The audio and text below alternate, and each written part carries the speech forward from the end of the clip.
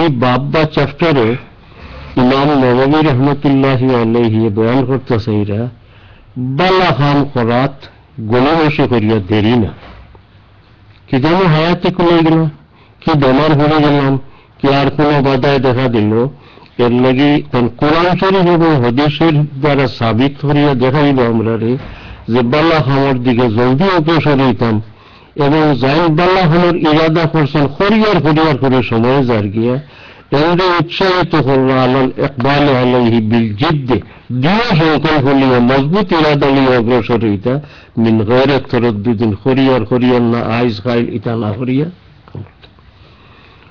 কুরআন শরীফের আয়াত দি কথাটারে প্রমাণ করতে কাল আল্লাহু তাআলা ফাস্তাবিকুল খায়রাত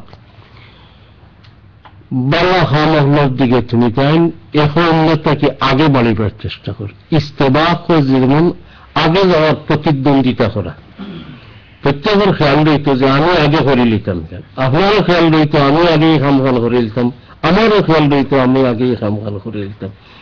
এই প্রতিদ্বন্দ্বিতামূলক মোকাবেলামূলক এক ইরাদা হইলে মানুষ অগ্রসরে বেশি।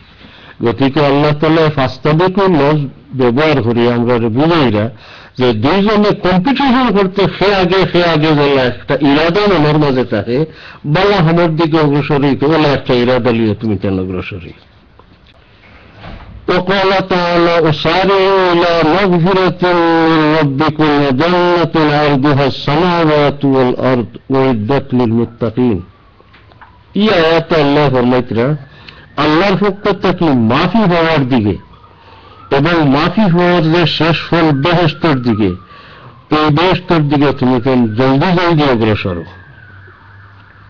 বেহেশতের একটা পরিধি আল্লাহ বয়ান করছেন যেটার প্রশস্ত হল সামাওয়াতি ওয়াল আরদ, এই আসমান জমিন জেলা ওলা এটার প্রশস্ততা। দৈর্ঘ্যতে আরো বেশ লম্বা হইব, একটা জিনিসের প্রস্ততা কি দৈর্ঘ্য লম্বা হয়নি।